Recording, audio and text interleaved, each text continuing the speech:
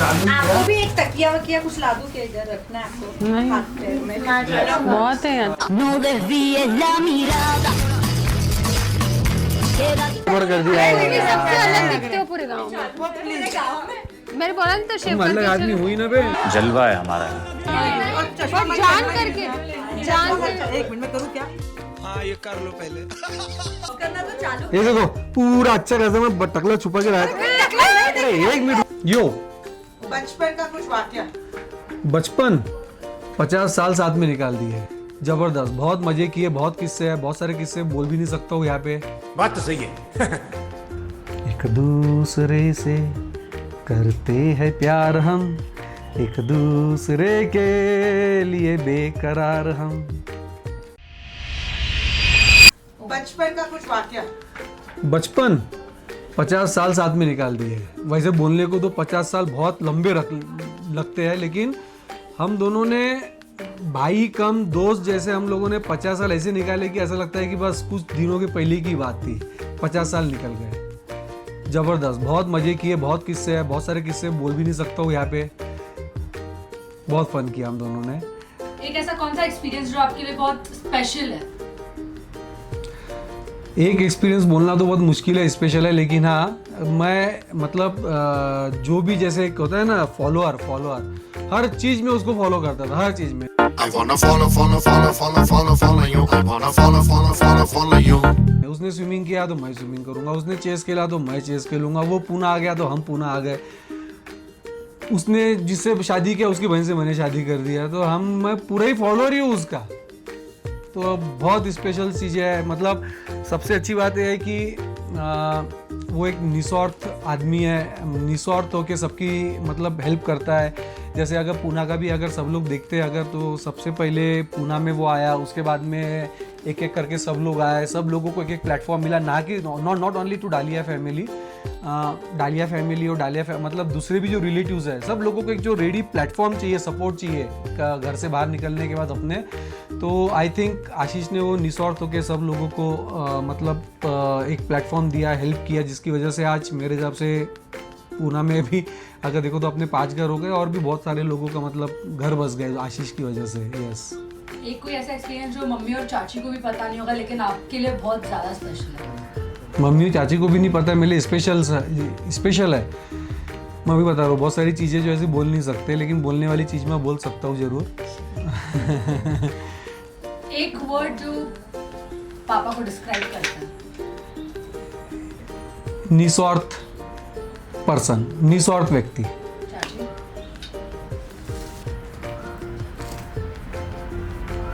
अबे जल्दी बोल, कल सुबह पनवेल निकलना है।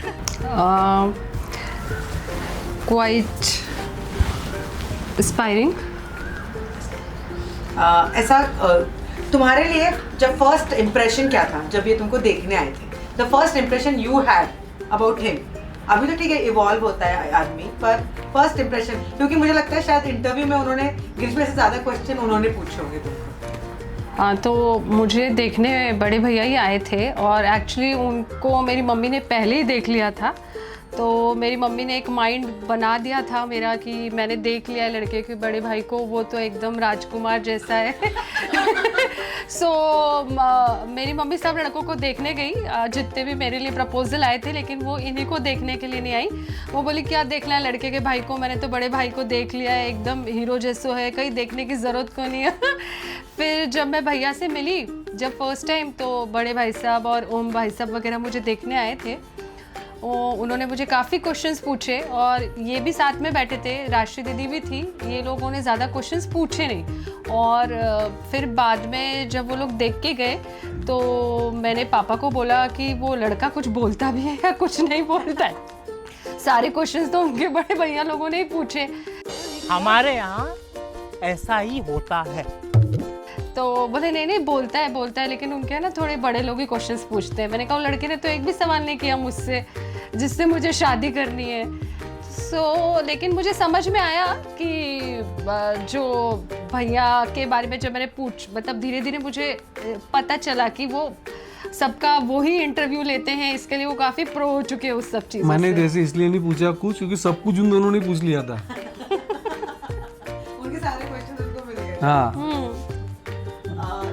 बंटी भैया फ्रॉम देयर टू हियर आपने इनको बचपन से देखा है, मतलब जो फ्रॉम 0 से 50 तक आपको क्या लगता है, क्या चीज़ उनको सबसे बड़ा ट्रांसफॉर्मेशन जो बंटी में हुआ वो ये है कि पहले ना वो बहुत ज़्यादा शर्माता था, बिल्कुल भी उसके अंदर में स्टेज डेयरिंग नहीं थी, कुछ भी नहीं था उसके अंदर में पहले, मतलब पहले उसको डर ही लगता था इस स्टेज पे जाने से। लेकिन अब मेरे हिसाब से अभी आज सब लोग उसके मतलब उसके जो सेमिनार्स है, लेक्चर्स है, या बंटी भैया में स्टेज डेयरिंग बहुत खुली, तो वो ट्रांसफॉर्मेशन बंटी भैया में मेरे को लगता है सबसे ज़्यादा हुआ है।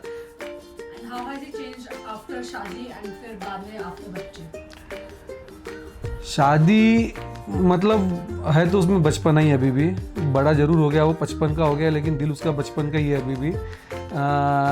रही बात बच्चों की, तो यस मेरे हिसाब से काफ़ी अच्छे से उसने पेरेंटिंग किया है, मतलब काफ़ी अच्छे से ग्रूमिंग कंसेप्ट काफ़ी क्लियर है उसके लाइफ को लेके, मतलब मन में संकोच, बगैर संकोच के वो ज़िंदगी जीता, ऐसा मेरे को लगता है। यस। और आपका फीलिंग कैसा था IKF में जब आप लोग साथ में काम कर रहे थे? कभी ऐसा फीलिंग है आपको आफ्टर IKF कि अगर हम अभी साथ में काम कर रहे होते कोई भी इसमें, तो एक अलग लेवल पे रहते और कुछ भी बदल सकते थे हम लोग? नहीं ऐसा नहीं है, लेकिन हाँ एक बात है, उसके साथ काम नहीं किया वो ज़्यादा अच्छा है, क्योंकि यार वो बहुत काम करता है। मैं इतना काम नहीं करता हूँ, मैं मतलब इतना काम मेरे से होता नहीं, बहुत काम करता हूँ यार। हम लोग जब थे मैं उसको देखा हूँ कि रात मतलब हम लोग उस समय जब नए हम लोगों ने जब हम लोग थे IKF के अंदर में, तो रात को 4 बजे काम करने के बाद सुबह 9 बजे वापस वो ऑफिस पहुँच जाता था, जो मेरे से नहीं होने वाला था। और तो I think he is very hard working, जब ज़रूरत है तब जो जितना काम करना था उसने बहुत काम किया उस समय। उतना काम मेरे को लगता नहीं कि 2 ही लोग अपने यहाँ पे इतना काम करने वाले, 3 लोग इनफैक्ट, विजू पप्पा, बंटी भैया और ओम भैया। एक चीज जो आपको लगती है, अर्चना के लिए क्वेश्चन है, फर्स्ट इंप्रेशन से अभी तक तुमको तुम्हारा परसेप्शन के लिए कैसे इवॉल्व हुआ है? एक्चुअली मुझे वो भैया जब विपासना के लिए गए थे तो मुझे नहीं लगा था कि he can do that Vipassana kind of thing, मतलब मुझे तो लगा कि 100% ही कैन डू एवरीथिंग, पर विपासना वो नहीं कर सकते क्योंकि वो चुप नहीं रह सकते। वो मैंने उनको कभी ऐसे देखा नहीं कि in a group of family members या कभी भी कि ही इज सिटिंग आइडली या वो नहीं बोल रहे, बाकी सब बोल रहे हैं। तो मुझे तो पक्का था कि वो जब विपासना के लिए गए तो वो वापस आ जाएंगे 2-3 दिन। लेकिन सबसे बड़ा मुझे लगता है मुझे लगा कि वो वाकई वो विपासना जितनी टफ चीज़ फॉर हिम, एक्चुअली वो टफ है लेकिन for him it's too tough, वो करके आए ना, दैट इज सो मोटिवेटिंग कि वो। अब उसके बाद मुझे लगा कि आई टोल्ड गिरीश कि भैया कुछ भी कर सकते हैं, मतलब वो विपासना करके आ गए तो वो कुछ भी कर सकते हैं।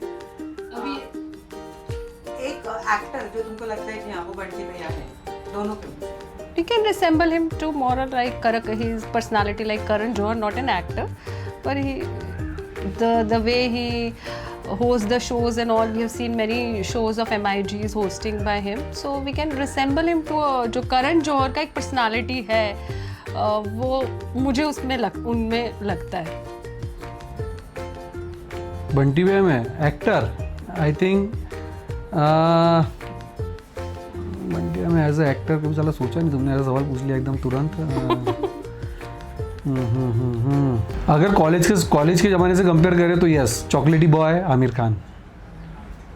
जब आप लोग NIBM शिफ्ट हो रहे थे, क्या फीलिंग था कि अभी हम सब लोग साथ में रहते हैं और अभी हम आई थिंक इसकी ज़रूरत नहीं इसकी अभी बर्थडे पे विश करने की।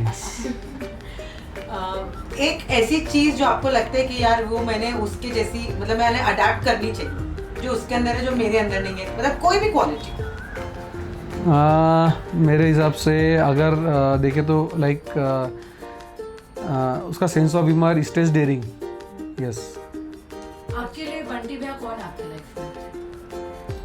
एक दूसरे से करते हैं प्यार हम, एक दूसरे लिए बेकरार वन वर्ड जो बंटी भैया को डिफाइन करता है, एक वर्ड जैसे हाँ एक वर्ड में ये बोला तो हाँ बंटी भैया है।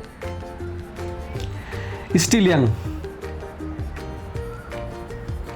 Not yet 50? ऐसा कोई इंसिडेंट जो आपको याद है कोई भी इंसिडेंट्स जो सच में आपको लगता है कि यार ये चीज़ मैंने ये इंसिडेंट से मैंने कुछ सीखा उससे, वो इंसिडेंट्स अगर आप बात करना चाहते हो। मैं बता रहा हूँ, ये इंसिडेंट मतलब ये है कि जब इंजीनियरिंग हुआ तो लगा कि चलो अब इंजीनियर बन गए, अब लाइफ पूरी इजी है। लेकिन जब बाद में पता चला कि नहीं अब तो लाइफ की शुरुआत हुई है, तो जो मतलब इंसिडेंट मतलब ऐसा नहीं है कि 1 दिन 2 दिन 3 दिन, कई मतलब रातों तक वो नॉन स्टॉप 3 उसको रात को काम करने का बहुत शौक था पहले, तो कई रातों तक वो रात को काम करके सुबह 8:30-9 बजे फिर ऑफिस पहुंच जाता था। जो तो वो उसका जो डेडिकेशन था कि भैया उसके ऊपर एक रिस्पॉन्सिबिलिटी है, सबसे पहला आदमी है जो घर से बाहर निकल के कुछ करना है और कुछ मतलब साबित करना है, वापस नहीं जाना है। इसके लिए कुछ तो बड़ा ही करना पड़ेगा यहाँ पे, क्योंकि और भी पीछे के लोग आ रहे हैं। तो उसके लिए जो उसने जितना वो काम करता था ना, वो इंसिडेंट ये है कि सीखने लायक है, अद्भुत। मतलब अब नई जनरेशन में वो फाइट मेरे हिसाब से बाद में मेरे को लगता नहीं अपने यहाँ पे किसी ने भी उतना जूझ के काम किसी ने किया होगा। यस, बहुत काम करता था भाई, बहुत काम करता था। एनी नॉस्टैल्जिक मोमेंट बचपन का आपका कोई कि यार आपको ऐसा कुछ याद है? बतू क्या खतरनाक मोमेंट है बहुत।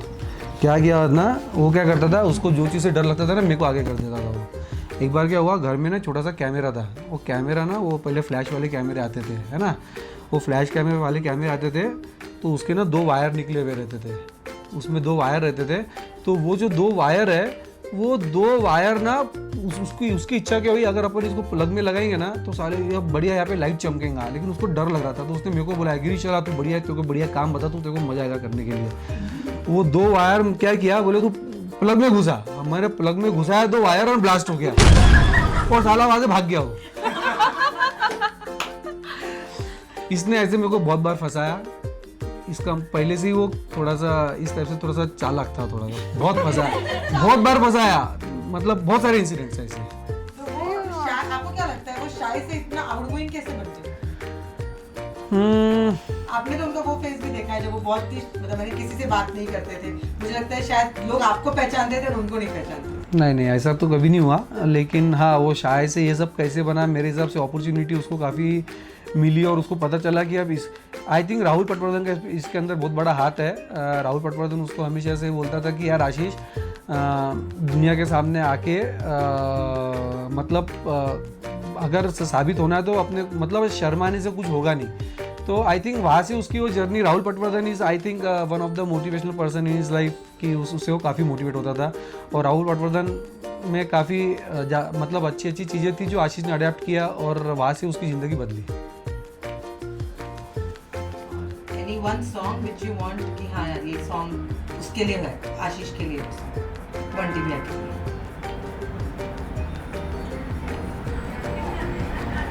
ये क्वेश्चन अर्चना को देखो। कल के लिए आज को न खोना, आज ये न कल आएगा। सोचना क्या, जो भी होगा देखा जाएगा, जो होना होगा होगा वही, सोच के तू क्या पाएगा। एक्चुअली वो ऐसी जिंदगी पहले जीता था, जेब में अगर 2000 रुपए थे तो 2000 का टीवी लेता था। जितने पैसे थे डरता ही नहीं था कि कल क्या होगा, कल क्या होगा कभी उसने सोचा ही नहीं। अब आज का नहीं पता मुझे।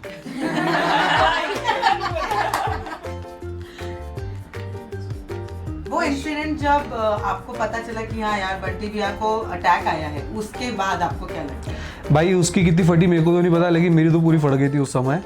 कि मैं बोला यार मतलब उसके बाद में मेरे को लगता है ये जो बंटी भैया बदला है ना थोड़ा सा वापस कि थोड़ा सा सेफ मोड में काम करना, सेफ मोड में रहना, सेफ मोड में चलना, आई थिंक उसके बाद थोड़ा सा उसका ज़्यादा हो गया। उसमें कुछ गलत भी नहीं है। जब हम लोगों की बाहर रह के हालत ख़राब हो गई थी तो नो डाउट तो उसको उसकी जिम्मेदारियों का पूरा एहसास है। तो आई थिंक उसके बाद में वापस वो नॉर्मल मोड में हो गया। बट यस, उसके बाद में बदल तो काफ़ी गया वो। ऐसी क्या चीज़ है जो उसने अपने आप में बदलनी चाहिए खुद के लिए? क्यों बदलना है किसी को? उसके अच्छे के लिए नहीं कि पहली बात तो कि मेरे हिसाब से ये मतलब किसी को किसी के लिए कोई बदलने की ज़रूरत नहीं है। किसी को भी ज़रूरत नहीं है। सबको पता है अपने बारे में। ध्यान देंगे तो अपने आप ध्यान में आ जाएगा कि क्या करना है। और आपको क्या लगता है विपाशना के बाद उनमें क्या डिफरेंस? नहीं कोई डिफरेंस नहीं है। वो तो बोल रहा हूँ ना, क्यों बदलना है किसी को? नहीं पर विपाशना के बाद लोग बदलते हैं तो नहीं, वो तो मेरे को नहीं लगता कि कुछ बदला हो। चलो अब एक birthday wish.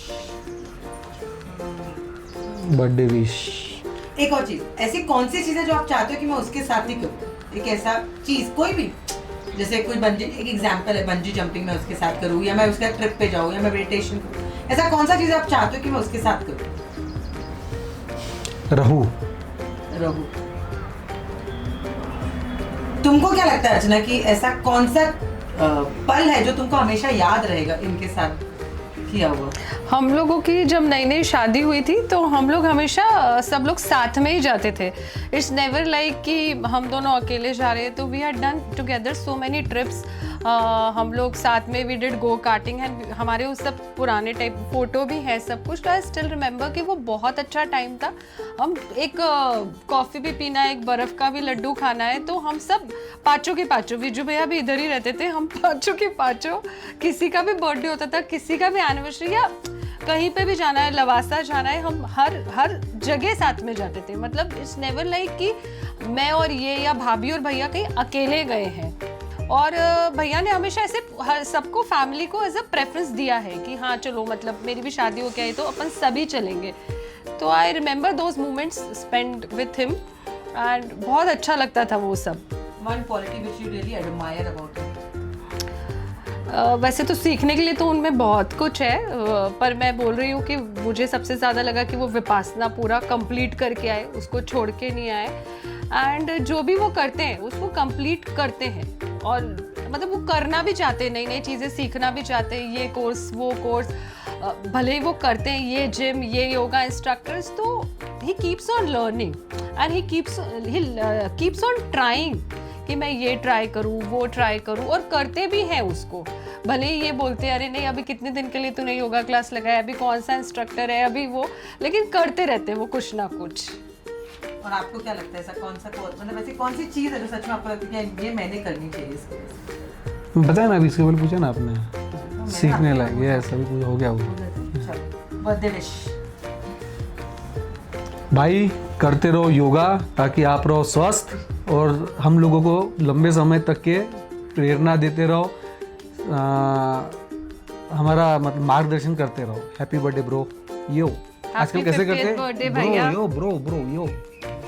Happy 50th birthday.